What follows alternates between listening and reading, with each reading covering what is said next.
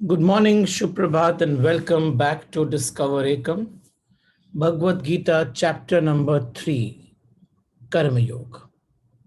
We started this journey 2 weeks back, and today I'm going to take you to verses 3 and 4 of chapter number 3, Bhagavad Gita. Chapter 1, विषाद योग, इतना विषाद कि पूरा पूरा जीवन उससे भर जाए. चैप्टर नंबर 2, सांख्य योग, इतना ज्ञान कि जीवन ज्ञान से भर जाए. चैप्टर 3, कर्म योग,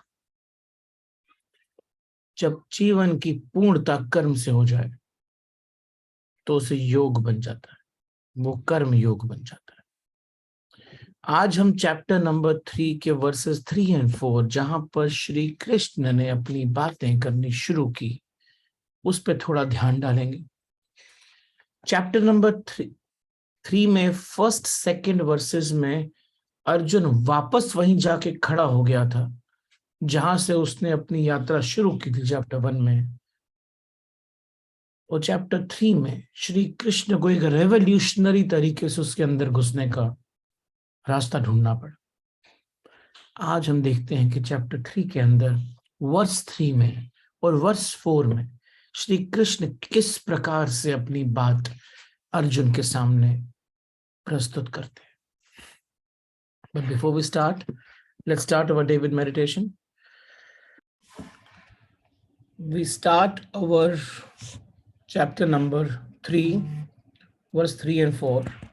But before I go to verse 3 and 4, let me set the context again. That what was happening in the verse 1 and 2 of the chapter number 3.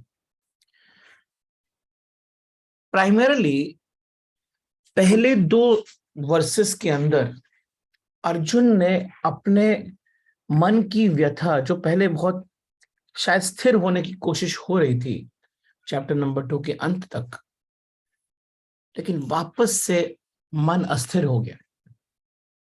और स्थिर मन, शांत मन ज्ञान को जन्म देता है. अस्थिर मन अज्ञान की नाव में गोते खाता रहता है. चैप्टर नंबर 3 के अंदर सेकेंड वर्स में अर्जुन श्री कृष्ण से बोलते हैं कि आप अपने मन में निश्चय करके बताइए कि मुझे क्या करना है. ऐसी हालत हो चुकी है. स्वयं निश्चय करना डिफिकल्ट हो रहा है और सीधा का सीधा ब्लेम कृष्ण पे जा रहा है कि आप कभी ये बोलते हैं, कभी वो बोलते हैं. अब बोलना क्या चाह रहे हैं? कर्म करूं कि ज्ञान करूं? और अगर ज्ञान में भी वही मिलेगा जो कर्म से मिलेगा, तो इतने भयंकर कर्म में मुझे डालते क्यों? ये बात मैंने लास्ट टाइम बहुत डिटेल में एक्सप्लेन की थी कि कर्म भयंकर लगता कब है. भयंकर क्यों बोला, भयावही क्यों बोला, इतने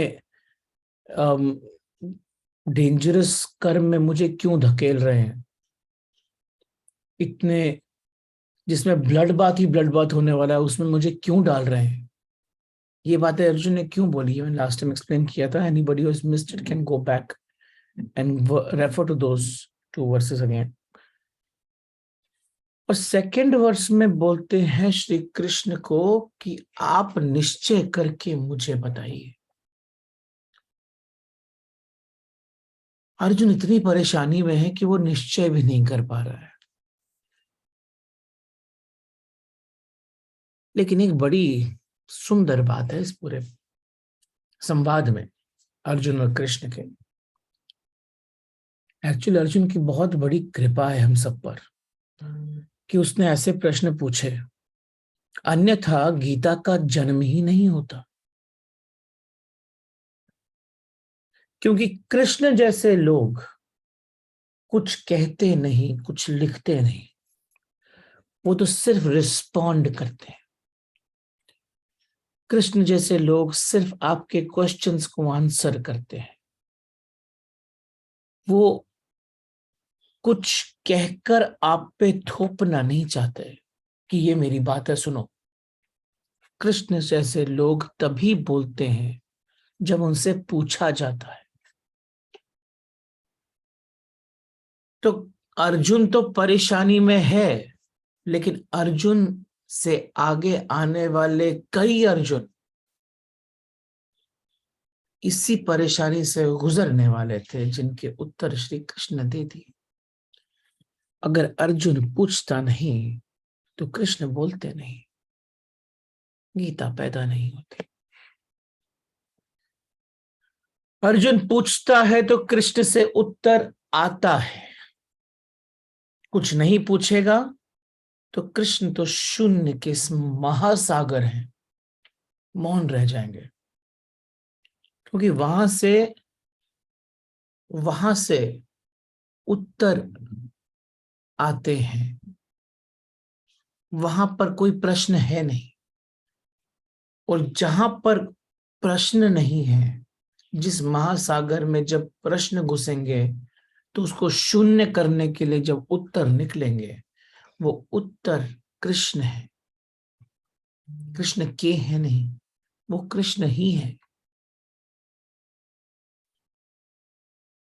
श्री कृष्ण एक इतने बड़े शून्य जैसे महासागर हैं कि उसके अंदर कोई भी अनरिजॉल्व्ड प्रश्न रह नहीं सकता। तो जब कृष्ण के शून्य के अंदर आप प्रश्न डालते हैं तो उसको रिजॉल्व करने के लिए उत्तर निकलता है। वो बोला नहीं जाता, वो कहा नहीं जाता, वो तो स्वयं कृष्ण का अंश निकलता है।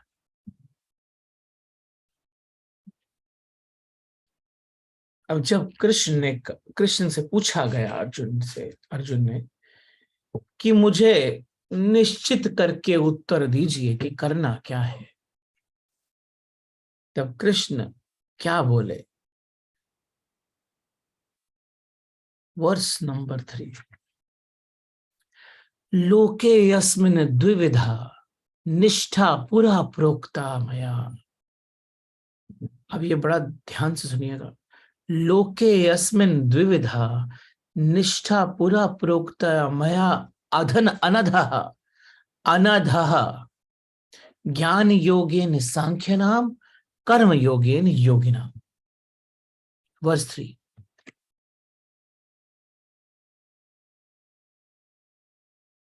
इस वर्स में मोस्टली जितनी कमेंट्रीज मैंने देखी हैं, आई एम श्योर बहुत सारी होंगी, लेकिन जितनी मैंने देखी हैं उस पे ना सेकेंड लाइन पे ध्यान दिया गया है। ज्ञान योगेन सांख्य नाम कर्म योगेन योगी नाम। कहने का मतलब, जैसे सेकेंड चैप्टर में वो सांख्य योग की बात कर रहे थे, वापस से श्री कृष्ण थके नहीं, वापस वही बोला, क्योंकि प्रश्न वैसा ही है तो उत्तर तो वही देना पड़ेगा। कि अर्जुन, इस लोक में दो प्रकार की निष्ठाएं हैं। एक ज्ञानियों के लिए ज्ञान योग या सांख्य योग, और योगियों के लिए कर्म योग। अब इस लाइन का इतना बड़ा अर्थ तब तक नहीं आएगा जब तक आप पहली लाइन के एक शब्द पे पूरी की पूरी ध्यान नहीं डालते। कितने सुंदर हैं श्री कृष्ण के शब्द। पहली लाइन में लोके यस्मिन् द्विविधा निष्ठा पुरा प्रोक्ता मया अनधः। देखा जाए तो पहली लाइन में यही बोला गया, हे अर्जुन, इस लोक में दो प्रकार की निष्ठाएं हैं या श्रद्धाएं हैं। ज्ञानियों के लिए सांख्य योग, योगियों के लिए कर्म योग। लेकिन सबसे सबसे सबसे इंपॉर्टेंट शब्द इस वर्ष का ना तो सांख्य है, ना कर्म है, ना योग है, ना ज्ञान है। सबसे इंपॉर्टेंट शब्द इस श्लोक का अनधा है। वो अर्जुन को कैसे संबोधित करते हैं वो ज्यादा इंपॉर्टेंट है कंपेयर टू क्या कहा जाता है। जरा समझे इसको। इस श्लोक में श्री कृष्ण अर्जुन से कहते हैं, हे निष्पाप अर्जुन, अनधा, निष्पाप। वो अर्जुन को संबोधित पार्थ नहीं करते, अर्जुन नहीं करते, कौन्तेय नहीं करते। वो अर्जुन को संबोधित करते हैं निष्पाप अर्जुन। क्यों कहा ऐसा उन्होंने? और कृष्ण जैसे शब्द कहते नहीं, कृष्ण जैसे मनुष्य कहते नहीं, उनके मुख से निकलता है। एक सिंपल सी साइकोलॉजिकल इशू से अर्जुन गुजर रहा है, जो एक कृष्ण के लेवल का साइकोलॉजिस्ट ही समझ सकता है। सिंपल सिंपल थॉट है साइकोलॉजी का। वो कहते हैं, थॉट क्या है कि आपके माइंड में, आपके चित्त में जितना भी पाप, अपराध या गिल्ट होता है ना, अगर आपके चित्त में गिल्ट होता है, उतना ही आदमी इनडिसिसिव होता है। इससे पिछले श्लोक में अर्जुन ने क्या कहा था कि आप निश्चय करके मुझे बताइए। अब कृष्ण को तो पता है कि मैं क्या निश्चय करूं, निश्चित तो इसको होना है। तो उस निश्चय को रूपांतरित करने के लिए, उस निश्चय को उन अर्जुन के मन में क्रिएट करने के लिए कृष्ण ने अर्जुन की व्यथा समझी।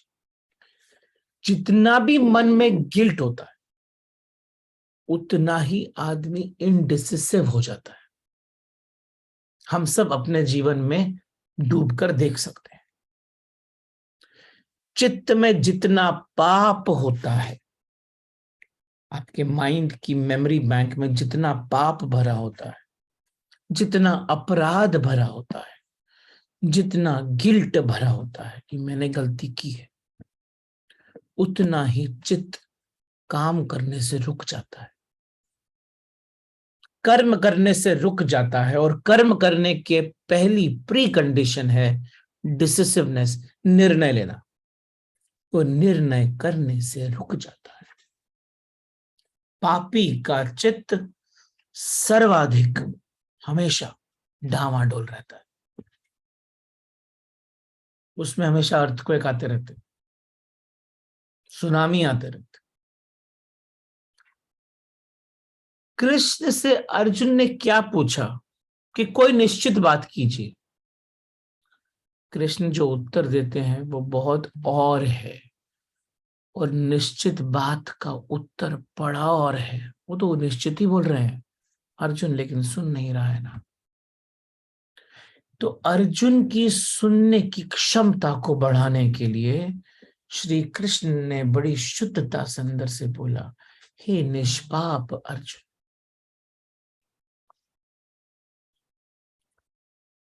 निष्पाप अर्जुन। पाप, गलत काम,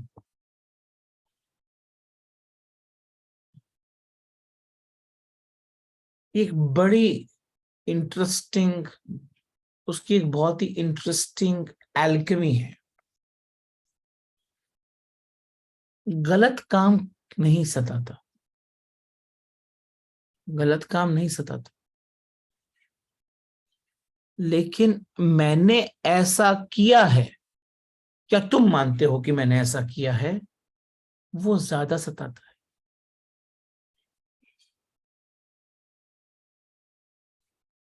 पाप कम सताता है, पाप किया मैंने, मुझसे हो गया, वो ज्यादा सताता है।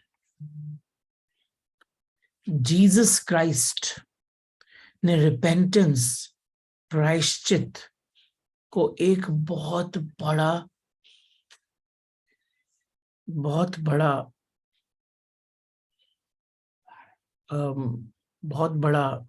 आयाम दिया है, एक बहुत बड़ी पोजीशन पर रखा है रिपेंटेंस को। क्योंकि यदि आपने अपने अपराध को स्वीकार कर लिया, अपने पाप को स्वीकार कर लिया, आप उसी समय पाप से मुक्त हो जाते हो। सिर्फ स्वीकार करना है। श्री कृष्ण ने इसी कॉन्सेप्ट को एक शब्द में बोल दिया, अनध अर्जुन, निष्पाप अर्जुन, निष्पाप अर्जुन।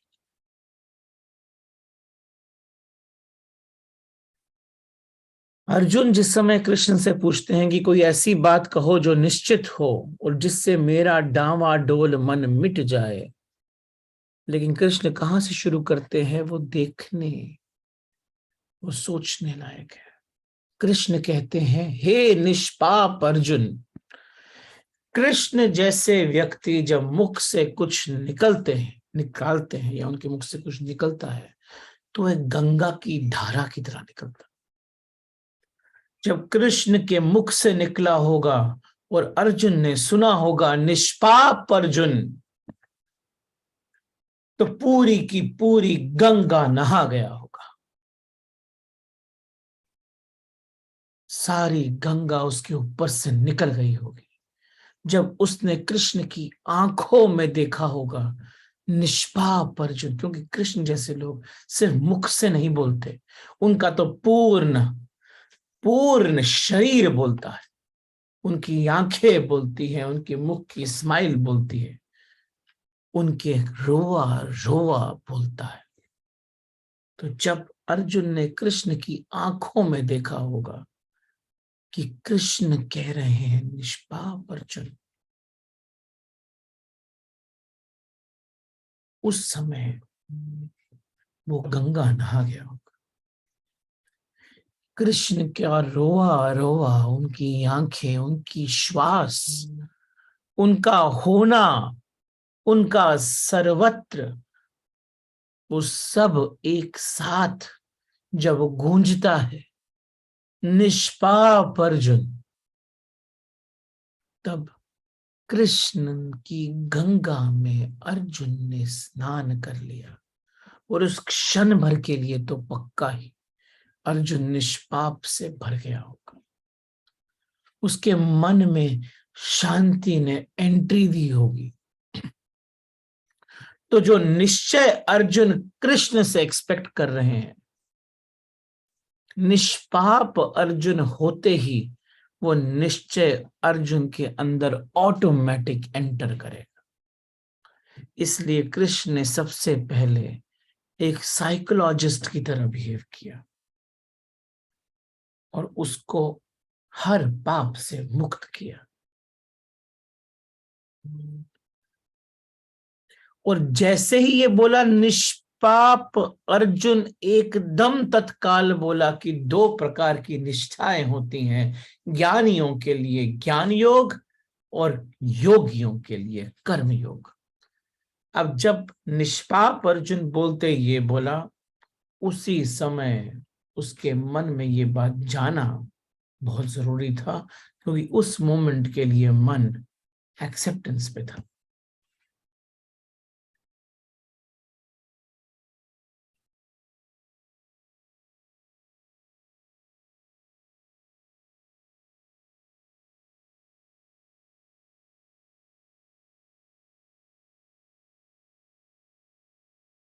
सोचने का मौका नहीं दिया अर्जुन को, सीधा बोला निष्पाप अर्जुन, और पूर्ण रूप से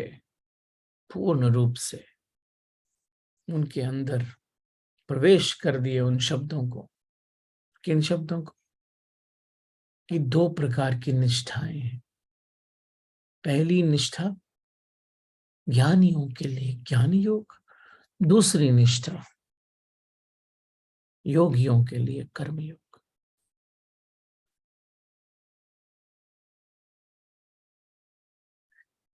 ये ध्यान रखना जरूरी है कि जैसे चित्त सोचने लगता है, वैसे ही बात गहरी गहरी नहीं जाती। जब चित्त सोचना बंद कर देता है तो बात अंदर हृदय तक टच कर जाती है। निष्पाप अर्जुन पे जैसे ही चित्त गया होगा, वैसे ही बात बोल के श्री कृष्ण ने इन बातों को हृदय पर टच करवा दिया होगा।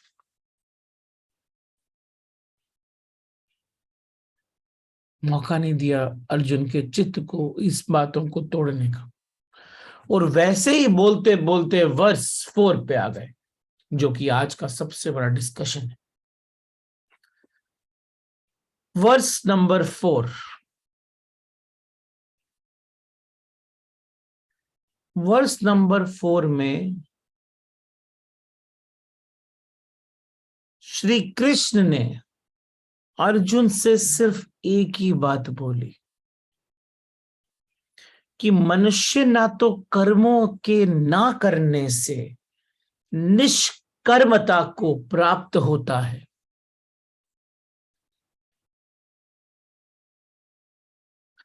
न कर्मणाम अनारभात नैष्कर्मयी पुरुषः अशुंतु। मनुष्य ना तो कर्मों के ना करने से निष्कर्मता को प्राप्त होता है, नाच संन्यासनात् एव सिद्धिम समाधि गच्छति, और ना ही कर्मों के त्यागने से साक्षात्कार रूप में सिद्धि को प्राप्त होता है। कर्मों के ना करने से निष्कर्म को मनुष्य प्राप्त नहीं होता है, कर्मों के ना करने से निष्कर्म को मनुष्य प्राप्त नहीं होता है, और ना ही सब कुछ छोड़कर भाग जाने से भगवत्ता को साक्षात्कार प्राप्त होता है। तो दो बातों को क्लियरली बोल दिया, लेकिन अगर कोई इसको लिटरली समझेगा तो बड़ा कंफ्यूज हो जाएगा। कर्मों के ना करने से निष्कर्म को मनुष्य प्राप्त नहीं होता। निष्कर्म का मतलब क्या होता है? कर्मों का ना करना। और कृष्ण बोल रहे हैं कि कर्मों के ना करने से निष्कर्म नहीं बनते। और साथ ही साथ ये भी बोल दिया कि ना कर्मों को त्यागने मात्र से भगवान के साक्षात्कार रूप का दर्शन होता है, ये भी बोल दिया। कृष्ण कहते हैं कि मात्र कर्म को छोड़कर भाग जाने से निष्कर्म को उपलब्ध नहीं होता। अब अर्जुन की व्यथा समझो ना। पहले तो बोला कि सांख्य योग ज्ञानियों के लिए और कर्म योग योगियों के लिए। अब अर्जुन तो भागने की बात कर रहा है ना, तो इसलिए कृष्ण ने इस बात को अभी संबोधित करना जरूरी था। कृष्ण कहते हैं कि मात्र कर्म को छोड़कर भाग जाने से कोई निष्कर्म को उपलब्ध नहीं होता, क्योंकि निष्कर्म के अभाव से ज्यादा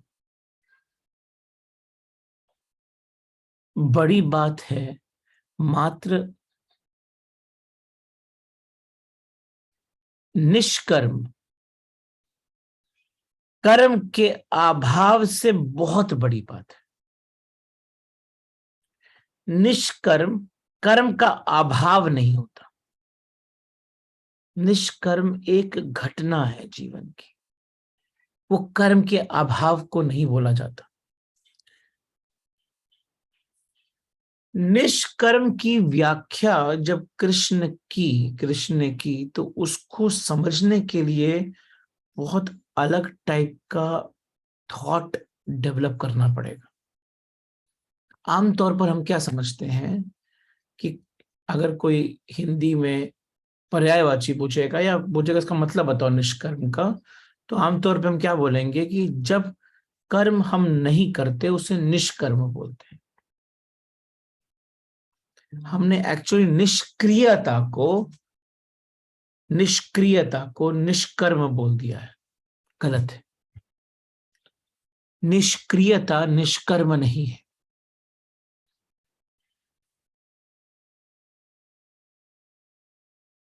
क्योंकि अगर निष्क्रियता निष्कर्म होती तो सारे आलसी निष्कर्म हो जाएंगे।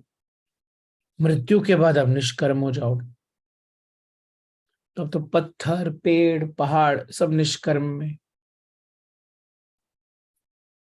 और अगर निष्कर्म से ही परमात्मा उपलब्ध होता है तो सब आलसियों को परमात्मा उपलब्ध हो जाना चाहिए। ऐसा नहीं। दो शब्द है, एक शब्द है कर्म का अभाव, निष्क्रिय, दूसरा है निष्कर्म। क्या है निष्कर्म, इसको हम धीरे धीरे समझते हैं। पहले निष्क्रियता को क्यों निष्कर्म नहीं बोलते वो भी समझते हैं।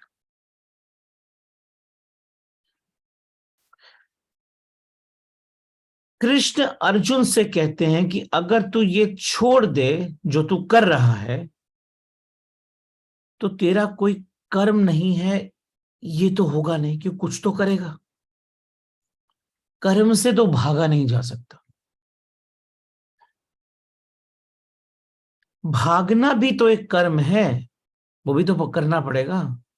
त्यागना भी कर्म है, वो भी करना पड़ेगा। जहां जहां तू मौजूद है अर्जुन, वहां वहां कर्म मौजूद है। जहां जहां तू मौजूद है वहां वहां कर्म मौजूद है। चाहे कितना ही आलसी हो और कुछ भी ना करता हो, आराम करता हो, आराम भी एक कर्म है। टीवी देखता हो, टीवी भी एक कर्म है। जैसे तू जहां है वहां कर्म फलित होता है। कर्म तो होगा ही, ऐसा होगा नहीं कि कर्म नहीं होगा। कर्म होगा तो उसके साथ साथ जो निकलना है वो भी निकलेगा। अगर कर्म होगा तो उसके कुछ कुछ परिणाम भी होंगे।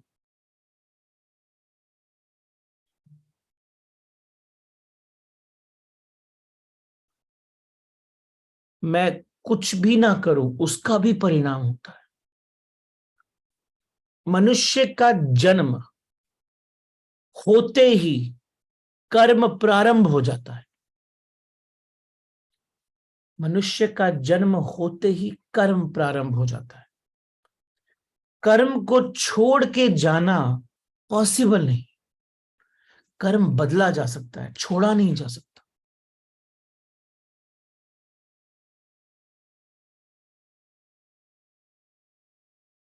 कर्म के अभाव की पॉसिबिलिटी नहीं है। कर्म के अभाव की पॉसिबिलिटी एग्जिस्ट नहीं करती।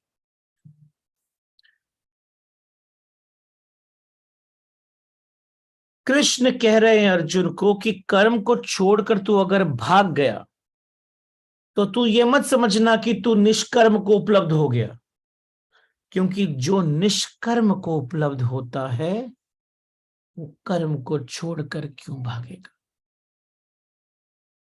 वो स्वीकार करता है कि जो नियति है, जो डेस्टिनी है, जो हो रहा है, उसे स्वीकार कर लेता है। क्योंकि कर्म होगा वो तो हम डिनाई नहीं कर सकते, चाहे तुम कहीं पर भी हो।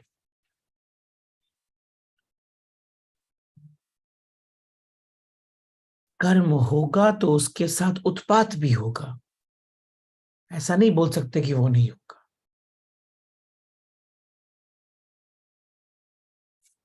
निष्कर्म का अर्थ है कि कर्म होगा लेकिन उसके साथ साथ जो चिंताएं और संताप है वो नहीं होंगे। निष्कर्म का अर्थ है कर्म होगा लेकिन कर्म के साथ जो विफलता, सफलता, वैलिडेशन, लोग ऐसा बोले, लोग वैसा बोले, लोग मेरा प्रेज करे, लोगों को अच्छा लगे, आहा मोमेंट आए, वाह वाह हो, ये जो बीमारी है ना, निष्कर्म में ये बीमारी नहीं होती। कर्म होता है, बीमारी नहीं होती। कर्म होगा, लेकिन जो उसके पीछे महत्वाकांक्षा का बड़ा सा सैलाब आ रहा है ना, बुखार है ना, वो नहीं। कर्म होगा, लेकिन कर्म के पीछे वो जो फलाकांक्षा की, फल की इच्छा की, फल की आकांक्षा की डिस्ट्रैक्शंस हैं, वो नहीं होगी। कर्म तो होगा, लेकिन उसके साथ मूड स्विंग नहीं होगा। कर्म तो होगा, लेकिन उस पे कोई वजन नहीं रहेगा। तब कर्म एक पुष्प की तरह खिलता है। निष्काम कर्म निष्कर्म बन जाता है। निष्कर्म, अभी भी बहुत बड़ी बात समझनी जरूरी है इसके अंदर। निष्क्रियता डिस्ट्रैक्शन को जन्म देती है, क्योंकि वो तो कर्म को बदलने का काम। मैं आज बॉडी बिल्डिंग करता हूं, तो कल मैं हीलिंग करूंगा। आज मैं जिम में हूं, कल को मैं काम वही कर रहा हूँ जिम वाला, लेकिन उसको मैं हीलिंग बोलना शुरू कर देता हूँ। क्योंकि जिम में मेरे को अच्छे से लोग देखते नहीं है, सोचते हैं कि एकदम ये बॉडी बिल्डर ट्रेनर टाइप आदमी है। लेकिन अगर मैं उसको हीलिंग का नाम देता हूँ, तो लोग मुझे अच्छे से बोलना शुरू करते हैं। मैं कर्म क्यों कर रहा हूँ? मेरे को अच्छा लगे इसलिए कर रहा हूं। निष्कर्म बहुत बड़ी घटना है। वो निष्क्रियता नहीं है। निष्कर्म में कर्म तो होता है, उत्पात नहीं होता। निष्कर्म में कर्म तो होता है, कर्म के पीछे जो लगा हुआ है संताप, वो नहीं होता। निष्कर्म में कर्म तो होता है, लेकिन विफलता सफलता का रोग नहीं होता, बीमारी नहीं होती। तो कृष्ण कह रहे हैं कि कर्म को छोड़कर तू अगर भाग भी गया, तो तू ये मत समझना कि तू निष्कर्म को उपलब्ध हो गया, क्योंकि जो निष्कर्म को उपलब्ध होता है, वो कर्म को छोड़कर भागता ही नहीं। फिर दूसरी बात ट्विस्ट करते हैं। वो बोलते हैं कि चीजों को त्याग कर, छोड़कर, अगर कोई सोचता है कि संसार को त्याग कर परमात्मा का साक्षात्कार हो जाएगा, तो वो बहुत बड़ी गलतफहमी। ऐसा नहीं होता। परमात्मा का साक्षात्कार किसी भी व्यापार से नहीं होता, वो तो मात्र प्यार से होता है। परमात्मा का साक्षात्कार किसी भी सौदे से नहीं होता, चीजों के छोड़ने से नहीं होता। वो तो सिर्फ और सिर्फ सन्यास की वास्तविक घटना से होता है। वो सन्यास नहीं जो आप लेते हो या करते हो।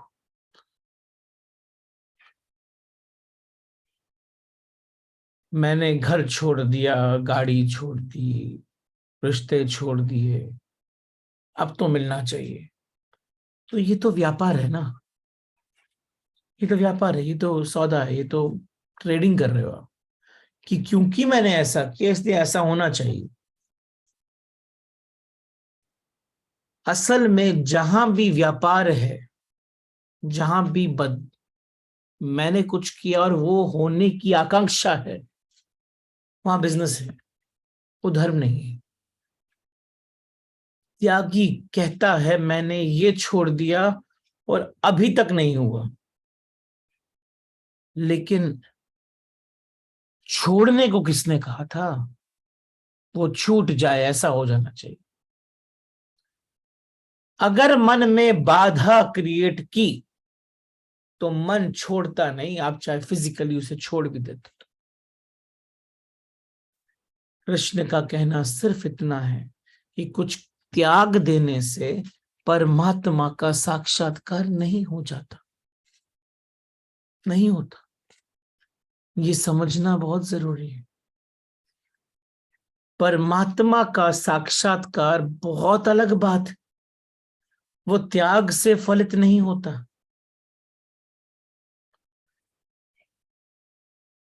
लेकिन ऐसा हो सकता है कि परमात्मा के साक्षात्कार से त्याग फलित हो जाए।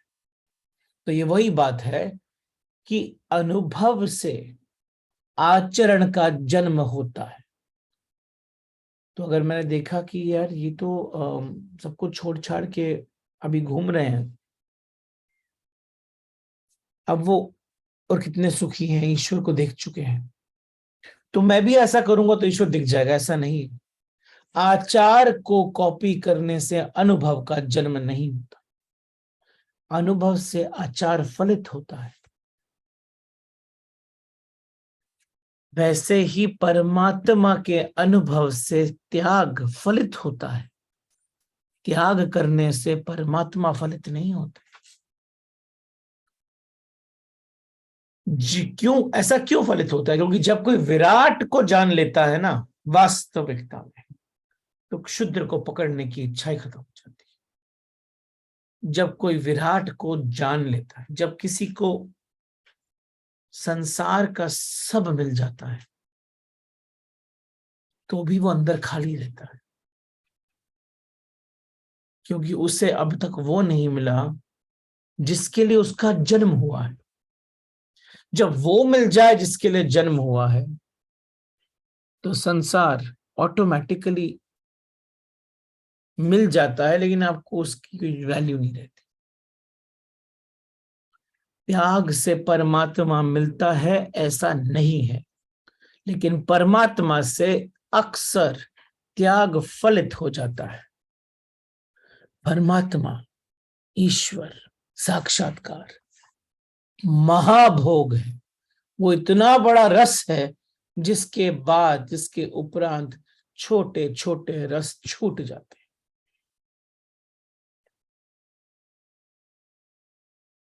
अभी कृष्ण ने बात निश्चय की है अर्जुन को निष्पाप करके। बहुत ही कीमती, बहुत ही प्रेशियस बातें हैं। वक्तव्य क्या है, वो बहुत सेंटेंस क्या है, वो उनका आर्ग्यूमेंट क्या है कि कर्म नहीं छोड़ना है। छोड़ा भी नहीं जा सकता, जीते जी कर्म छोड़ने का कोई उपाय नहीं है। बदला जा सकता है, लेकिन बदलने के पीछे की इच्छा मन से आती है, उसके वास्तविक रूप से नहीं आती है। सन्यासी भी कर्म करेगा ना, अपने ऑफिस में नहीं बैठेगा लेकिन भीख मांगेगा, कर्म तो करेगा। फर्क क्या पड़ता है? वहां भी भीख मांग रहा है, यहां भी भीख मांग रहा है। वहां थोड़ी अरिस्टोक्रेटिक भीख मांग रहा है, यहाँ पर एक्चुअली सीधा ही भीख मांग रहा है। फर्क क्या पड़ता है?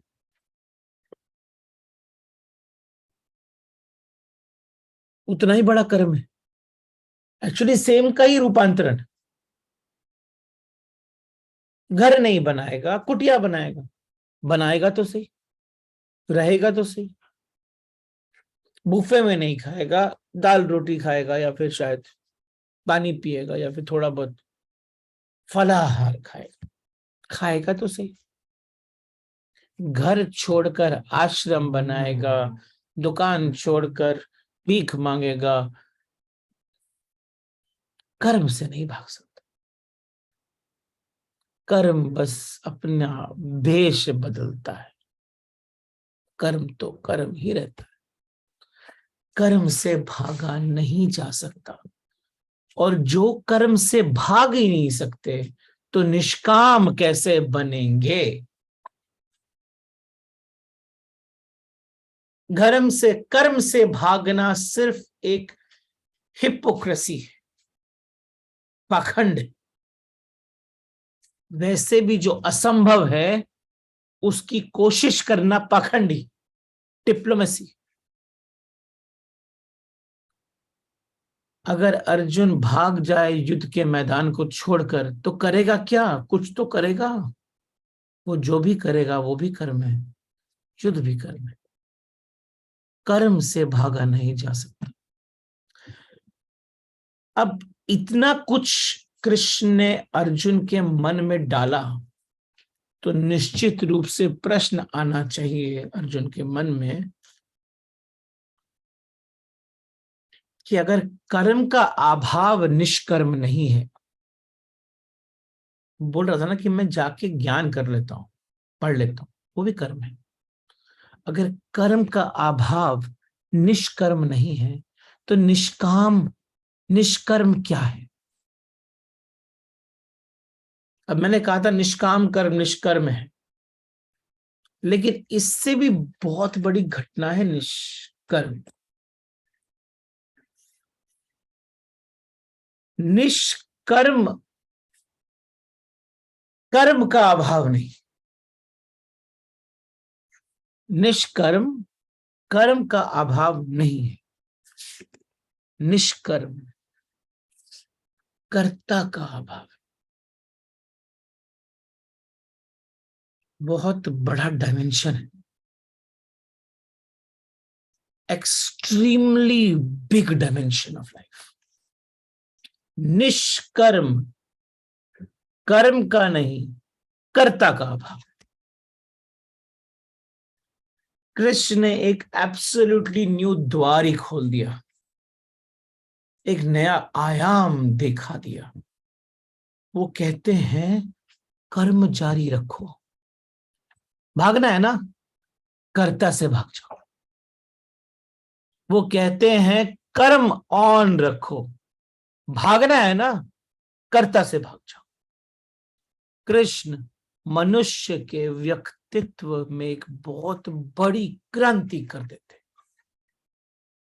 वो कहते हैं कर्म जारी रखो, वो असंभव है, उससे जाया नहीं जा सकता, बदल सकते हो, लेकिन कर्ता से जाया जा सकता है। कर्म को चलने दो, कर्ता को जाने दो। भीतर से कर्ता को छोड़ो, ये छोड़ो, क्या छोड़ो? मैं कर रहा हूं। जरा सेंटेंस को भी हम देख लेते हैं, एक मैं लिख के देता हूं आपको सेंटेंस।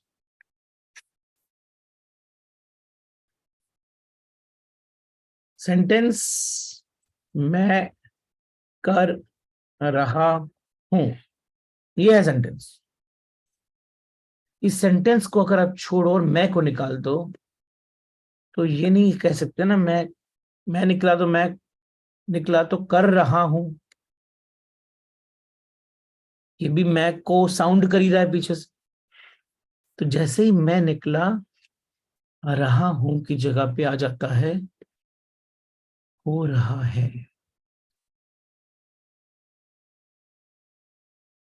मैं कर्म कर रहा हूं, कर्म हो रहा है। आयाम को बदलना पड़ेगा। मैं कर रहा हूं को कर्म हो रहा है की तरफ जाना पड़ेगा। कर्म वही रहने वाला है, कर्ता छूटने वाला है। श्री कृष्ण ने एक बहुत ही बड़ी रेवोल्यूशनरी बात बोल दी। उन्होंने सिर्फ इतना बोल दिया कि हे अर्जुन, कर्म जारी रख, भागना है ना, कर्ता से भाग जा, कर्ता से भाग जा।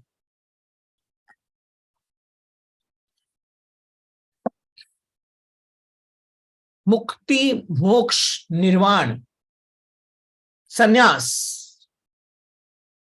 सबसे बड़ा सन्यास है कर्ता से भागना। मनुष्य के जीवन का सबसे बड़ा मोक्ष यही है, और यही मोक्ष की क्रांति है। मोक्ष का अर्थ ही यही है, कर्ता से भागना। कृष्ण बार बार अर्जुन से कहते हैं कि जिन्हें तू सोचता है कि तू मारेगा, मैं तुझे कहता हूं कि वो पहले ही मर चुके। जिन्हें तू सोचता है कि तेरे कारण मरेंगे, तो बेवकूफ है। तू मात्र निमित्त है, वो तेरे बिना भी मरेंगे। पूरे समय चैप्टर 2 में यही कहते रहे कि तू ये ख्याल छोड़ दे कि तू करने वाला है। अलग अलग वे में बोला, लेकिन अर्जुन को सुनाई नहीं दी। अर्जुन की सबसे बड़ी परेशानी यही है कि उसे ये लग रहा है कि वो करने वाला है। उसे ये लग रहा है कि वो भाग जाएगा तो युद्ध बच जाएगा। ऐसा कोई जरूरी नहीं। अर्जुन अकेला नहीं है। अर्जुन के भागने से भी युद्ध होगा। युद्ध तो एक बहुत अनंत अनंत कारणों पे डिपेंडेंट है। अर्जुन के होने ना होने से युद्ध होगा कि नहीं होगा, ऐसा कुछ। आपको भी यही लगता है, कई बार हम सबको यही लगता है कि अगर मैं ना रहूं तो ये सब ठीक रहेगा। जिसको ठीक होना है वो या होने, आपके होने ना होने से फर्क नहीं पड़ता। और अगर आपके ना होने से वो वैसा चलना चाहिए तो आप नहीं रहोगे, आपके करने से कुछ फर्क नहीं पड़ता। लोग सोचते हैं कि फर्स्ट वर्ल्ड वॉर हुआ, अब सेकंड नहीं होगी, सेकंड हो गई, थर्ड नहीं होगी, थर्ड हो जाएगी तो फोर्थ नहीं होगी। ऐसा कुछ नहीं। किसी ना हिटलर के होने से सेकंड वर्ल्ड वॉर हुई थी, ना मुसोलिनी के होने से हुई थी। वो तो एक बहुत बड़ा सामाजिक घटनाओं के कारण हुई थी। युद्ध तो एक बहुत बड़ा विराट चाल है।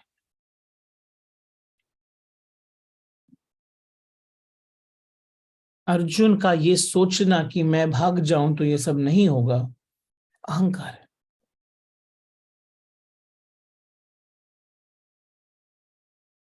कृष्ण अर्जुन से कह रहे हैं कि तू पागलपन छोड़, तेरी वजह से कुछ नहीं हो रहा है, वजह बहुत बड़ी है, विराट है। बस अपने कर्ता होने के ख्याल को छोड़ दे। तेरे को भागना है ना, तो कर्म से मत भाग, कर्ता से भाग। तो निष्काम, सॉरी, निष्कर्म, निष्कर्म कर्म का अभाव नहीं है, निष्कर्म कर्ता का अभाव है।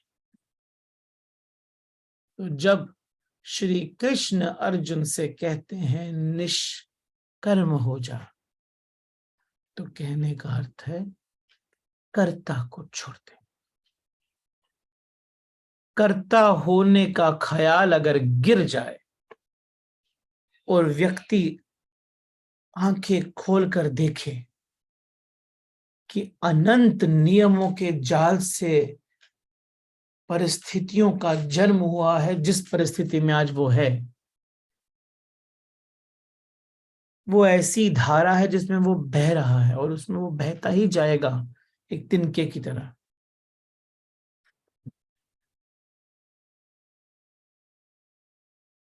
तो उसके अंदर कर्ता का भाव छूट जाएगा। धारा बहती है, हम तो तिनके की तरह है। हम क्या खाक बहाएंगे, हम तो सिर्फ धारा में होते हैं। धारा पूर्व बहती है तो हम पूर्व चले जाते हैं, पश्चिम बहती पश्चिम चले जाते हैं, साउथ में जाएगी, साउथ में चले जाएंगे, नॉर्थ में जाएंगे, नॉर्थ में चले जाएंगे। हम तो धारा के साथ बहते हैं। कृष्ण जी का सिर्फ एक ही बात है, श्री कृष्ण ने सिर्फ एक ही बात पे जोर दिया चैप्टर 2 के अंदर, और वापस अभी शुरू हो गए कि तू भूल जा कि तू करने वाला है। तू भूल जा,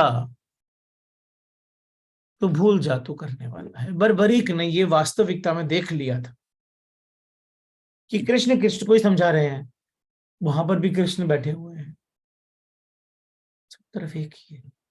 तू भूल जा कि तू करने वाला है, तू सिर्फ कर्म को होने दे। और फिर मैं विश्वास दिलाता हूं कि कोई कर्म छूता नहीं,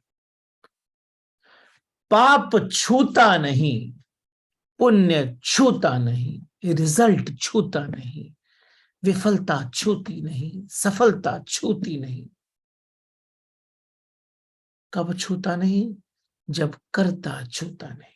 जब कर्ता छूटता है तो कुछ भी छूता नहीं।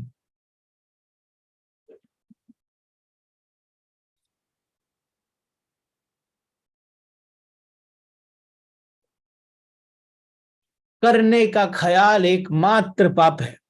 ध्यान से देखें, तो हम कंटिन्यूअसली पाप करे ही जा रहे हैं। हमारे चित्त की शुद्धि नहीं होगी जब तक हमारे को ये बोध नहीं होगा कि कर्ता मानना खुद को सबसे बड़ा पाप है। क्योंकि जैसे ही कर्ता का बोध निकलेगा, कुछ भी छुएगा ही नहीं, सब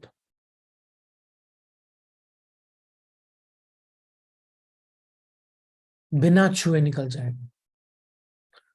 तो अगर बोल देना कि अगर किसी चीज को ओरिजिनल सिन बोलना चाहिए ना,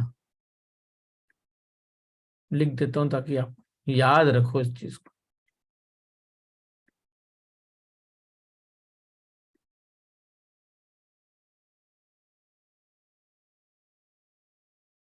ओरिजिनल सिन तो एक ही है, एब्सोल्युटली ओरिजिनल सिन। इसके अलावा कोई सिन नहीं है, बाकी सब दिखते हैं, बाकी सब दिखते हैं। ओरिजिनल सिर्फ एक ही है, ओरिजिनल सिन, खुद को कर्ता मानना। दैट इज द ओरिजिनल सिन।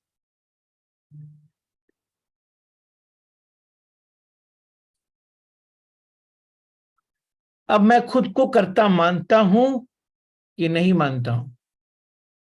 मैं इस बात को मानता हूं कि नहीं मानता हूं? मैं खुद को कर्ता मानता हूं कि नहीं मानता हूं? वो तो आपको ही पता है।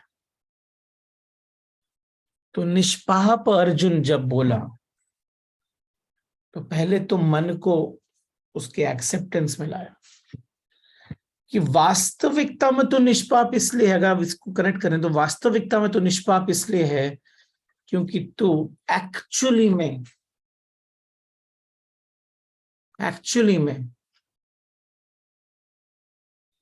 करता है नहीं,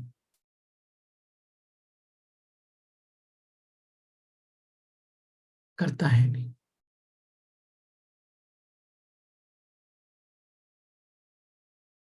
और जब तक तू करता नहीं है तो पापी ही नहीं हो सकता। उसके साथ में पैरेलल ये भी आता है, तो पुण्य भी नहीं हो सकता। निर्वाणा षटकम के शब्द एकदम एकदम साक्षात्कार हो जाएंगे कर्ता का भाव छूटते ही। न पुण्यम न पापम, न सौख्यम न दुखम,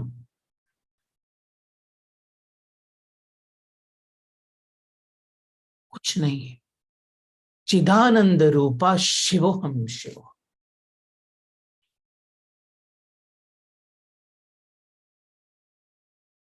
इसका मतलब जब ये बोध का जन्म हुआ ना यहां पर, ये करता नहीं, उस मोमेंट मुक्ति है, उस मोमेंट उस क्षण में मोक्ष, उस क्षण में निर्वाण है, उस ही क्षण में, उस ही क्षण में।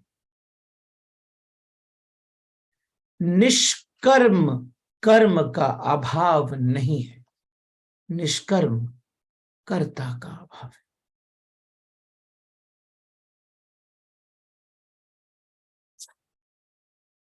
पाप छूता नहीं, निष्कर्म जब कर्ता छूट जाता है, पाप छूट जाता है, पुण्य छूट जाता है, वैलिडेशन छूट जाती है, दूसरा क्या बोलता है वो छूट जाता है। लेकिन सोचने जैसा है।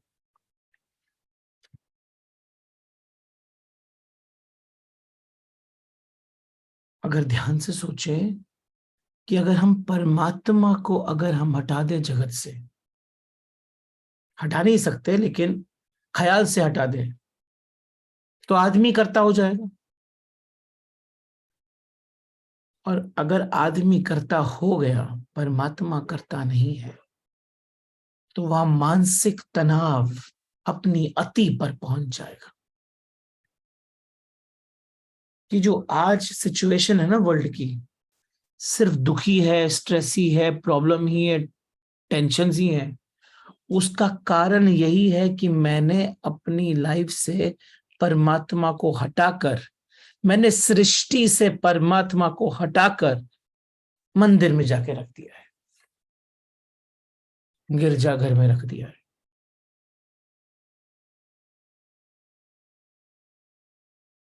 ऑफिस तो मैं जाता हूं, वो थोड़ी जाते हैं। ऑफिस में तो काम मैं करता हूं, वो थोड़ी करते हैं। क्लाइंट को सर्विस तो मैं करता हूं, वो थोड़ी करते हैं।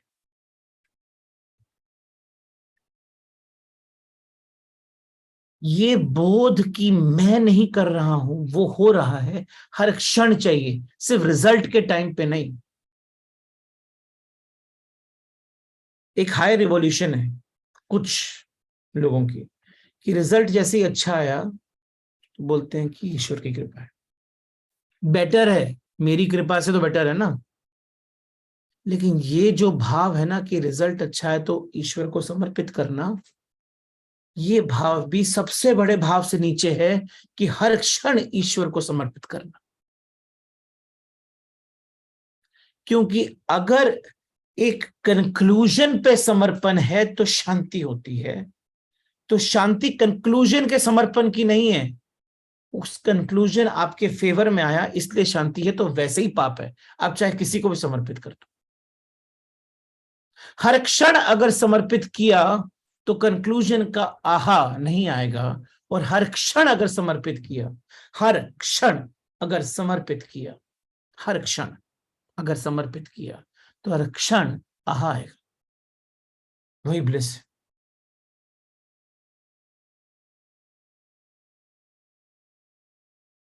तो अच्छा होगा तो भी ठीक, नहीं होगा तो भी ठीक, अब ठीक तब भी ठीक, जो हो रहा है वो भी ठीक, जो नहीं हुआ वो भी ठीक। बह बहता जा, कुछ मिला तो भी ठीक, नहीं मिला तो भी ठीक, अच्छा कहा तो भी ठीक, बुरा कहा तो भी ठीक। तू बह, मैं आज यहां हूं तो भी ठीक, कल वहां हूं तो भी ठीक, तू बस बह।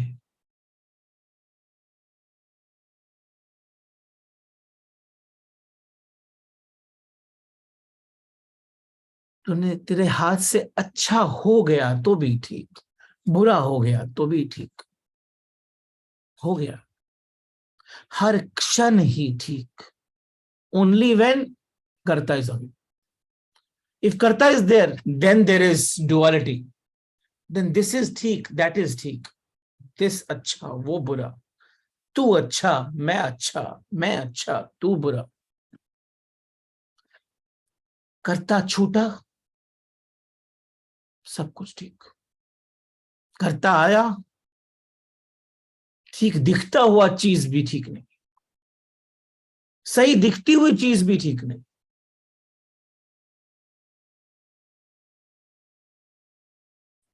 पुत्र का जन्म हुआ तो भी ठीक, पुत्री का हुआ तो भी ठीक, नहीं हुआ तो भी ठीक। पुत्र मेरे साथ था, आहा था तो भी ठीक, पुत्री मेरे साथ थी, आहा थी तो भी ठीक, गई तो भी ठीक, गया तो भी ठीक, वापस कभी नहीं आया तो भी ठीक। ये जो कर्ता का जाल है, अगर इस कर्ते के जाल को परमात्मा को समर्पित किया ना, हर क्षण, सिर्फ रिजल्ट पे नहीं, हर क्षण, तो हर क्षण ही तुम्हारा प्रसाद बन जाता, हर क्षण प्रसाद बन जाता, हर क्षण प्रसाद बन गया ना, तो चिंता खत्म, स्ट्रेस खत्म, डिप्रेशन खत्म, एवरीथिंग इज ओवर, सारे स्ट्रेस खत्म। प्रॉब्लम क्या है कि सृष्टि अभी मनुष्य चला रहा है। सृष्टि मनुष्य चला रहा है, चला नहीं सकता, चला रहा है, ख्याल में वैसे ही चला रहा है। तो सब तरफ चिंताएं, एंग्जाइटीज। एंग्जाइटी जो है ना, वो कर्ता की छाया है, शैडो है। वो मैं कर रहा हूं, उसकी जो शैडो है वो एंग्जाइटी। अर्जुन की जो चिंता है वो कर्ता की चिंता है। सारी चिंताएं कर्ता की।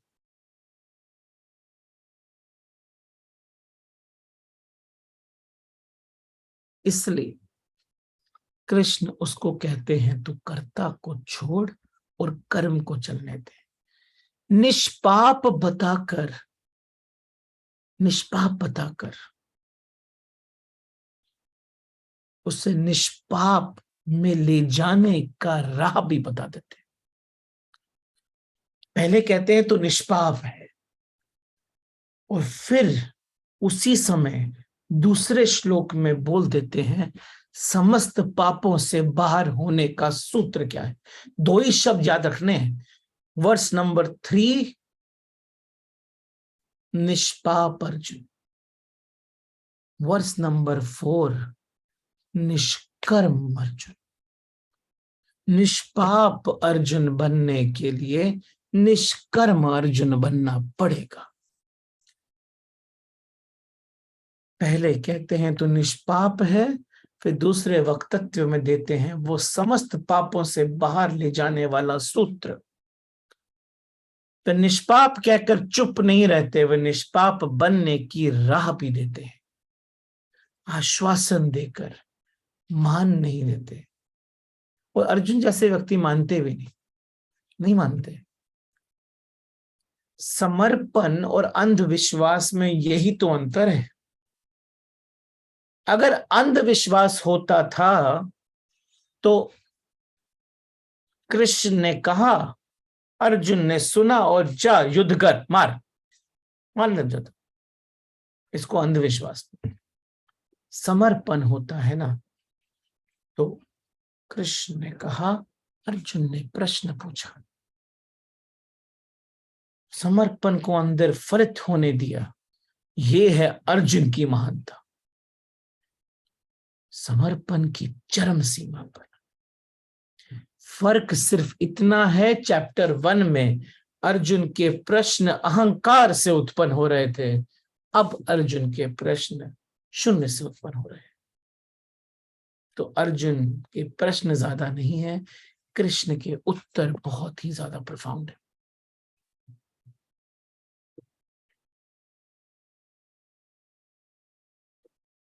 कर्म नहीं छूटता है, कर्ता छूट जाए तो छूटना हो जाता है। कर्म नहीं छूटता, लेकिन कर्म से छूटा जा सकता है अगर कर्ता छूट जाए तो। ठीक उसके साथ ही कृष्ण ये भी केवियट ऐड कर देते हैं कि त्याग साक्षात्कार को नहीं लेके जाता। साक्षात्कार से त्याग हो सकता है,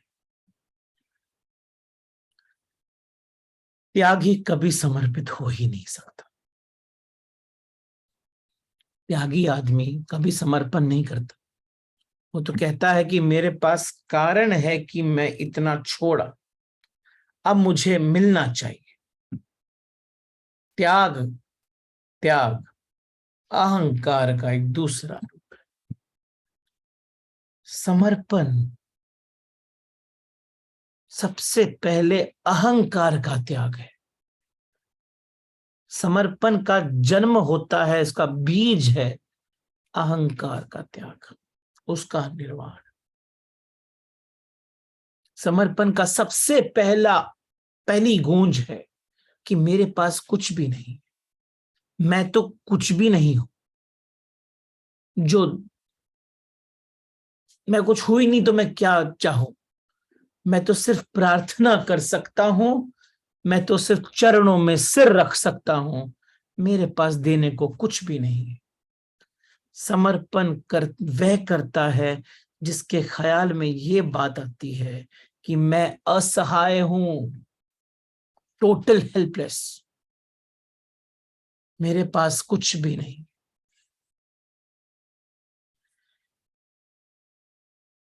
त्यागी को तो अकड़ होती है कि वो बेसहारा नहीं होता, उसको होती है कि मेरे पास तो है, कुछ उसमें त्याग दिया, कुछ रखा है, बाई चांस यहां से कुछ नहीं आया तो कुछ तो पड़ा रहे। उसके पास बैंक बैलेंस है त्यागने को, तो उसके पास घर है त्यागने को। और सन्यासी आदमी को इसको त्यागने की जरूरत नहीं पड़ती। कृष्ण थोड़ी द्वारका त्याग हुआ कर, राजपाट त्याग हुआ कर जंगल चले गए थे। वो तो छूटा ही हुआ था, होते हुए भी छूटा हुआ था, क्योंकि कर्ता छूट गया था ना। कर्ता छूटा तो कर्म, कर्म फल, चीजें सब छूट जाती। जो ईश्वर के पास, परमात्मा के पास खाली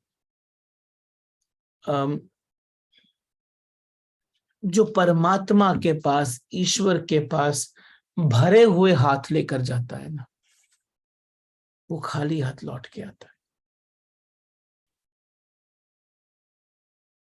जो ईश्वर के पास कर्ता का भाव लेकर जाता है, वो ईश्वर के पास जाना है ही नहीं।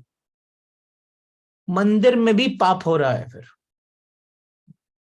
अगर कर्ता का भाव लेकर जाता है कि मैं को ही सब कुछ आता है, आपको नहीं, तो मंदिर भी जाना क्या हो। जो ईश्वर के पास कर्ता का भाव लेकर जाता है कि मैंने किया, मैंने किया, वो खाली हाथ लौट कर आता है। और जो खाली हाथ जाता है,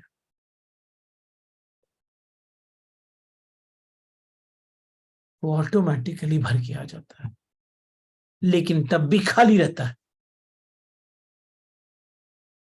और वो इतना भर सकता है कि पूरा ब्रह्मांड भी कम पड़ जाए, लेकिन तब भी खाली रहता है। ये जो जीवन आपको दिया है ना, ये जो जीवन दिया है,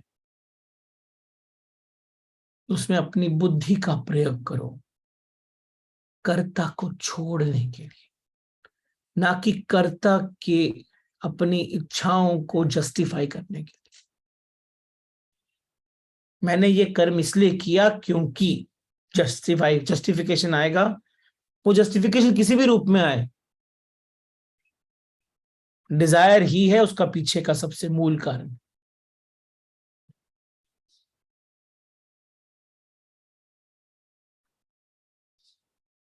जीवन को यूज करो, जीवन को अपने सबसे बड़े कर्म में लगाओ। किस कर्म में? जिस कर्म में आपको कर्ता को छोड़ने का कर्म,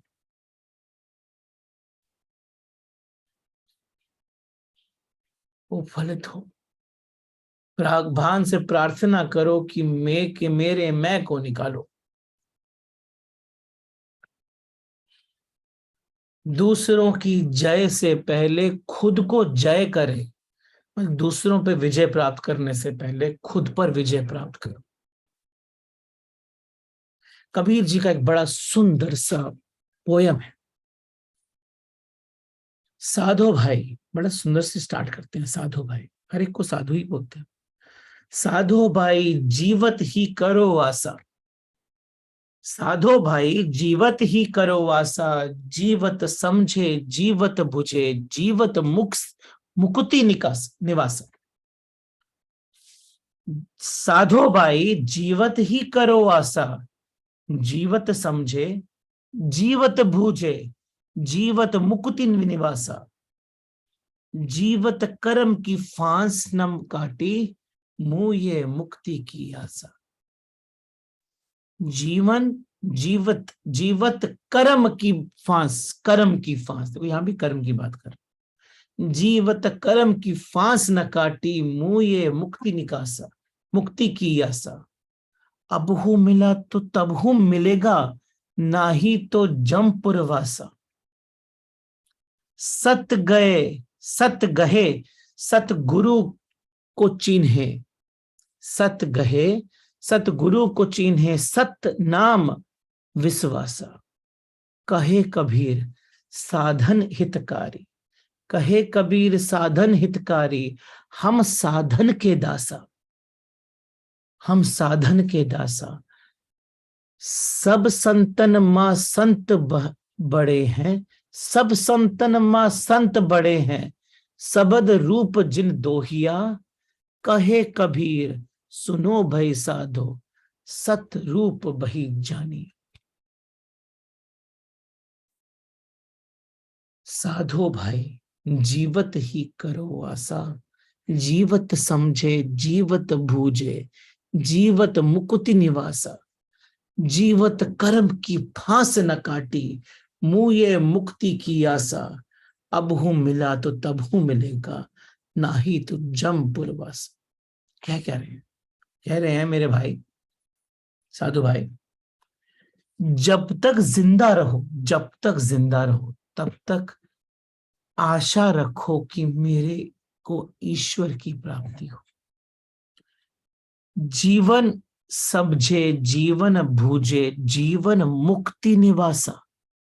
जीवन समझने के लिए है, जीवन बूझने के लिए है, और जीवन ही है जहां पर मुक्ति प्राप्त हो सकती है। अगर तुमने अपने कर्म की फांस नहीं काटी, यानी निष्कर्म नहीं बने, करता हूं ये नहीं काटा, तो मुक्ति की आशा मत रखना। मुझे मुक्ति की आशा, मुक्ति की आशा मत रखना। ये मत सोचना कि मरने के बाद तो मैं उनके साथ उनके अंदर चला जाऊंगा, ऐसा नहीं। अब हूं मिले तो तब हूं मिलेगा। अगर अभी मिला है तो ही तब मिलेगा, नहीं तो जमपुरवासा, नहीं तो जन्मों जन्मों इधर आना ही पड़ेगा, नहीं तो जन्म पुरवासा, तुम्हें यमपुरी में ही रहना पड़ेगा। सत गहे सतगुरु को चिन्हे, सत्य नाम विश्वासा। सत्य की खोज को पकड़ो आज, सतगुरु को पहचानो आज, सत्य नाम पर आस्था रखो आज। कहे कबीर सुनो भई साधो, सत रूप बही जानिए। कि हम तो साधना के ही सबसे बड़े आस्ती हैं, तुम भी साधना के पीछे पड़ो, बाकी सब वेस्ट है। ऑल राइट, सो निष्काम कर्म निष्कर्म बनता है, और निष्कर्म कर्म का अभाव नहीं है, कर्ता का अभाव है। Okay, any questions we can take up now?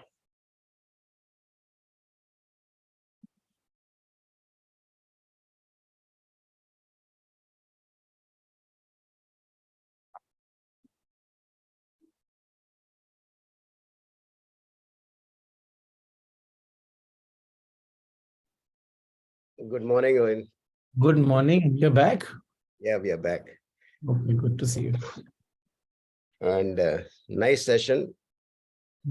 It recalls me, in one of the earlier sessions, I had said why 18 chapters in Gita, and second chapter itself is a complete in itself. I think slowly and gradually what realization is coming is, you said we should thank Arjun. I personally believe Krishna is a master of Leela. ये कृष्णा जी की लीला ही है. That's so that he wants us to understand how to lead your life to attain what you want. Correct. So, I mean, again, I think in 18 chapters, we'll get so many ways and means to the nuances of life so that we get over that and achieve what you want. Absolutely. That's how it is, and that's what it's supposed to be. Good. Lots new dimensions to open yet. Absolutely. करने वाला वो, कराने वाला वो, we are nothing. पता नहीं सब दुनिया कहाँ जाती रहती है. We Correct. missed your live sessions earlier. We heard the recording, but so nice to be back to the live session. It makes us live, truly, सच्ची में. Thank एक सुन के ना ऐसे, आज आप कह रहे थे ना कृष्ण नहला देते हैं गंगा पूरी, मतलब टुडे ईच वर्ड पे ऐसे हो रहा था कुछ, तो भी ऐसे लगा था कि अभी यहाँ पे ना कुछ वो हो जाए इफेक्ट, मतलब उस गंगा में बिल्कुल डूब ही जाओ totally. Absolutely. Wonderful. Yeah. Thank you. Thank you so much.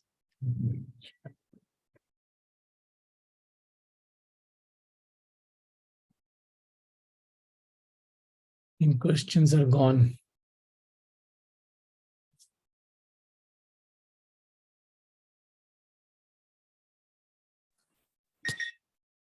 Pranam Himachal.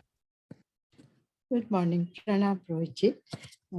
What mine is like, I'm little confused about whether there are good karmas and bad karmas, or all karmas are karmas. Because when generally when we say like, anything bad happens, we say, वो तो ऊपर वाला करा रहा है, हम कर रहे हैं. But when good karmas, of course, we take credit. But what, like, generally, as you just now, you said, like, we just have to give away, like, that karta bhav. So what I'm saying, like, is there are, when we say, like, bad karmas, no, I'm not done. That to Bhagwan ne karaya. So is there any difference between good karmas and bad karmas? All karmas are good, only, I don't know, because in today's materialistic world, it is difficult, like, to discriminate between good and bad. So that is my confusion. I hope you can lay my... Very simple. Stop judging. Start living. Leave karta bhav. Let it happen. Let it flow. The moment you get into judgment, ना, आपके good कर्म bad कर्म का judgement वहीं से आता. But that moral we have learned from childhood, that झूठ मत बोलो. चाइल्डहुड से ये तो क्लियर है ना हम सबको कि कर्ता भाव छूटेगा नहीं. जी, बराबर. कर्ता भाव छूटेगा नहीं तो कर्ता में रहोगे. जी.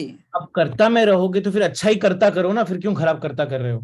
फिर सोचना पड़ेगा, मुझे करना है ना. फिर तो देखो, इसका हाईएस्ट लेवल, ये बातें ना मैं बच्चों के साथ नहीं कर सकता हूँ. ये आपके साथ क्यों करता हूँ? इज बिकॉज अभी आप उस स्टेट पर हो जहां पर अभी डिफरेंशिएशन समझ सकते हो कि कर्ता भाव छोड़ने का जब छूटता है ना वास्तविकता में, जी, तो बैड और गुड से छूट जाते हो. क्योंकि होता ही ना बैड, मतलब जो हमारे एक्चुअल लैंग्वेज में बैड है वो होता ही नहीं. एग्जाम्पल ले लेते हैं. श्री कृष्ण के हाथ से खराब होता नहीं, बुद्ध के हाथ से खराब होता नहीं. उनके तो आचरण को हम कॉपी करते हैं ना. जी. महावीर के हाथ से बुरा होता नहीं, उनके आचरण को हम कॉपी करते हैं. तो जब अनुभव होता है तो ऐसे आचरण का जन्म होता है जिसको लोग कॉपी करते हैं. तो कर्ता भाव छूटते ही अनुभव हो जाता है. जब तक कर्ता भाव छूटेगा नहीं, अनुभव होगा नहीं. जब तक अनुभव होगा नहीं, तब तो ये गुड बैड की बात करनी पड़ेगी, क्योंकि हमको कॉन्शियसली खराब को छोड़ना पड़ेगा और कॉन्शियसली अच्छे को अपनाना पड़ेगा. फिर जैसे ही वो कॉन्शियस प्रैक्टिस में लग जाता है ना ह्यूमन, ये सही है, ये गलत है, ये सही है, ये गलत है, तो वो हर चीज में यही देखता है, सही है कि गलत है. क्योंकि कर्ता तो बैठा हुआ है ना, वो बना हुआ है.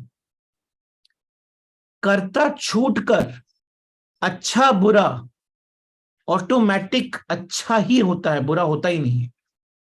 लेकिन वाइल यू आर इन कर्ता, आपको ये जजमेंट बतानी पड़ेगी, झूठ मत बोलो, सच बोलो. आदमी झूठ क्यों बोलता है? मटेरियलिस्टिक गेन ना, कुछ गेन रहता है तब भी झूठ गेन के लिए ही बोलता है. बोलते हैं ना, चाहे वो मेरे को कुछ मिल रहा है नहीं मिल रहा है. सपोज मैंने सच बोला और उससे मेरा स्टेटस बढ़ गया, कम हो गया. सच नहीं बोलूंगा, मैं झूठ बोल दूंगा. जी. महाभारत में तो कृष्ण ने सब कुछ ही बोला. कर्ता के पॉइंट ऑफ व्यू से सच भी बोला, झूठ भी बोला, षड्यंत्र भी रचा, सब कुछ किया ना, जी, लेकिन वो सबके सब निष्पाप क्यों हो गए? कर्ता भाव नहीं था। कर्ता भाव नहीं था। निष्पाप, वास्तविक निष्पाप होने का अर्थ है निष्कर्म होना। निष्कर्म होने का अर्थ है कर्ता का अभाव, कर्म का अभाव नहीं। और जब निष्कर्म हो गए, पाप हो नहीं सकता, पाप छूता ही नहीं, क्योंकि कुछ भी पॉसिबल ही नहीं है। बट वो स्टेज पे पहुंचने के लिए कितने जन्म लगेंगे रोहित जी? 5 मिनट हो सकता है। With your blessing, yes, I think we all will be superhuman. Hopefully. पर ह्यूमन नहीं बनना है, ह्यूमन बनना है। अभी तो ह्यूमन भी जी नहीं जी जी, I know, I agree. Thank you, Rohit. बना।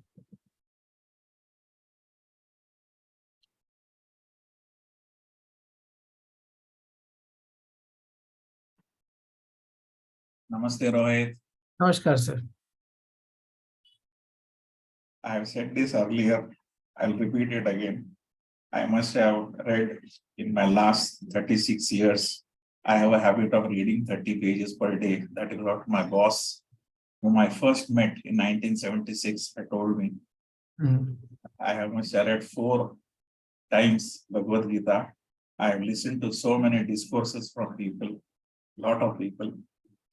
Nothing like you, Rohit. Every time, by the time it is Friday morning, my heart keeps on pounding.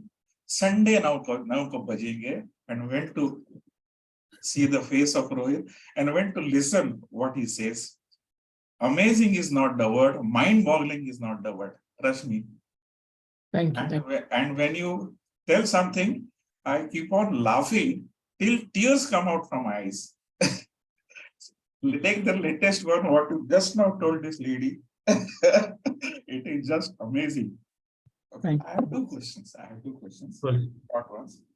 You said karma, you cannot leave karma. It can be changed.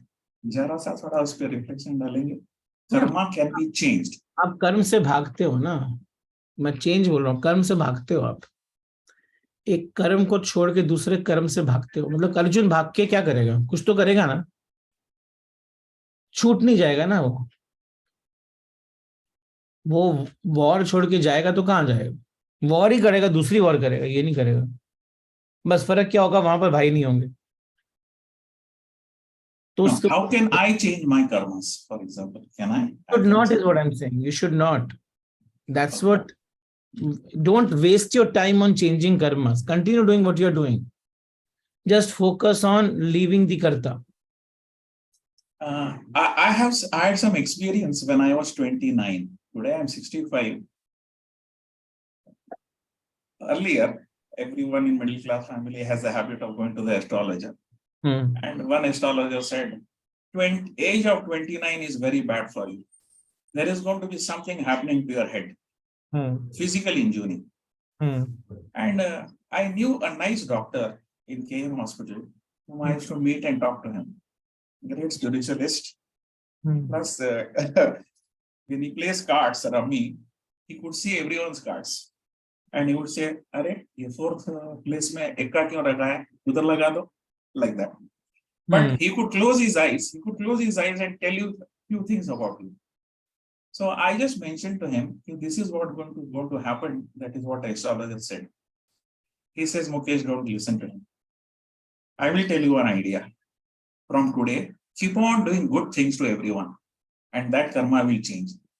That stone which may have to be falling on your head will not fall on your head, but it may fall on your shoulder or on your hand. Every day morning, get up and think of making 5 people happy or do something good to others." I said, "What to do? Good means." He said, "You have a maid in the house, educate their 2 children, 1 child or 2 children." From that day it happened. I started my own foundation and we educate children. They have to be economically backwards, but academically excellent. I don't know. Nothing happened to my head. Nothing happened to my shoulder. But that is what is changing the karma also by any chance. पता है इसमें सबसे बड़ा उपकार किसका था? You should be thankful to whom? Not to the doctor, but to the guy who gave you that. वो भी जाल का पार्ट था. Correct. Correct. So he is the biggest gift to the mankind because of him you did all this. Correct. Correct. Had he not done that, you won't have asked. Had you not asked, you won't have told. Had you not told, you would not done that. I would have not done that. So the child had to be studied by you. Therefore, he told you this thing. Therefore, you told this thing. Therefore, you. So you don't know what is happening where. Just continue. Yes. Don't judge anything. Don't Yes. question anything. Don't ask questions which are in past or in future. Be in present. Being the here and now. Yes. Okay. Second question. You said when you speak, your whole body should speak. Your eyes should speak. Your smile should speak. So I looked at it the other way. When sitting on your in your webinars, you always keep on talking about laser focus. You have spoken. So laser focus also means that when I'm listening to you, I should listen with my whole body. Yeah. I should listen with my whole body. All these days, I only been listening with my mind. My mind has been completely focusing on you. So laser focus will also be listening from the whole body itself. Yes. Yes. Yes. That is what the beginning of completeness is. Otherwise, tomorrow body will refuse to follow what you have learned because body will say, I did not even listen. You listened. Only the mind was listening. Only mind. Go do. You ask me to do. What should I do? Thank you, Ravi. Thank you. Thank you.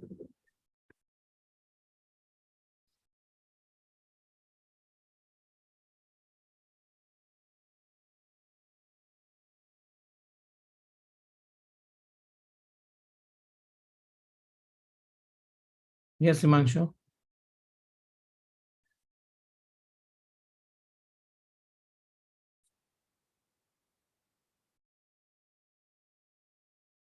Okay, you have to unmute. I can't hear you much.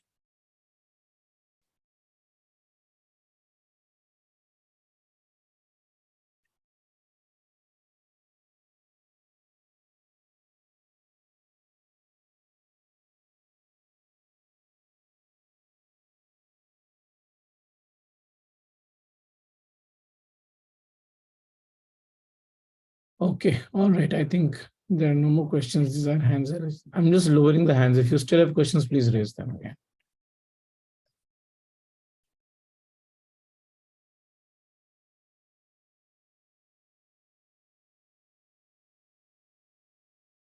All right.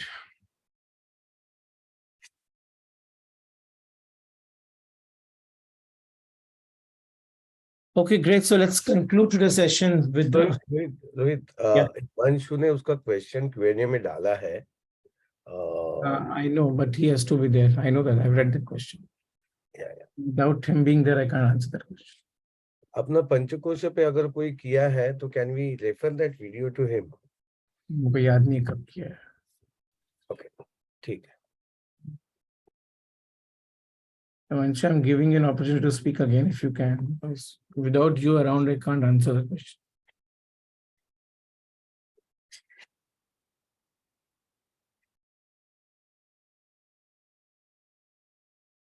Okay, all right. Himanshu there? Yeah, I'm here. Yeah, hi. So first explain your question. I'm not able to understand your question.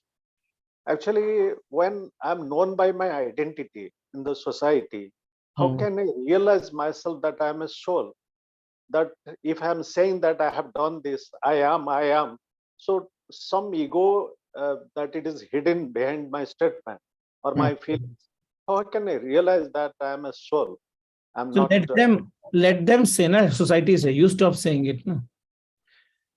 But Okay. अंदर में कैसे आएगा वो feelings कैसे आएगा? तरीका By दे रहा हूँ. practice only, by practice. देखो जो something which is natural for an enlightened being na, becomes a practice for a seeker. Okay. So do one practice. Okay, do two practices. One, consciously stop using the word I. Okay. Okay, because when you will say I, you will not mean Parambram, you will mean Himanshu only. Yeah. So stop using the word I. Difficult because हमारी lingo ऐसी हो गई है ना. But I will communicate to others that I have done this, I have been to this place. So as per your advice, I have done this. Think na. That is your, you will have to now do something to do that. Okay. So think how will you communicate, because body को ना continuously remind कराना पड़ेगा कि I नहीं है. Second thing that you should do, if you can, is stop complaining. Okay. Just do these two things. And if you do these things continuously every day, every hour, every minute, consciously for 6 months, you will start seeing something magical. How will you check it? Checking is very simple. Close your eyes and use the word I. Okay? Close your eyes, sit silent and say I. Now, what comes in your mind at that time is actually the meaning of I for you at that time.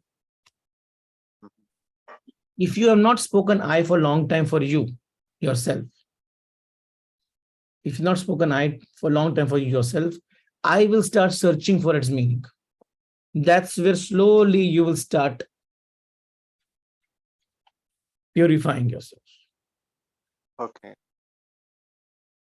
And why did I tell you stop complaining? Along with this activity is because you will complain only when? Only when? When will you complain? When do you complain? That something not happened to me legally or ethically. Something happened to you. Yeah. Then only you complain. Okay. So even if you not use the I, but if you're hurt by somebody else's complaint and you start complaining it, you are subconsciously using the word I. Do both the things together and see the magic. Great. Sir, I'll practice from today onwards. Right. Thank you very much for your advice, kind advice. Thank you very much, sir. Thank you. Okay, all right. Let's conclude today's program with a prayer. Thank you very much for being around. Next week, I might not be there because we are going for that amazing Rishikesh session that Discover Ekam will be in Rishikesh on 22nd, 23rd, 24th. So there's a lot of preparation happening for that. Few of you are coming over there. It's a very closed group session, only for about 12, 13 people. But a very intense 3-day on the banks of Ganga that we are doing. And then I will come back and meet you again post that session. Thank you very much. And let's conclude today's program with a prayer.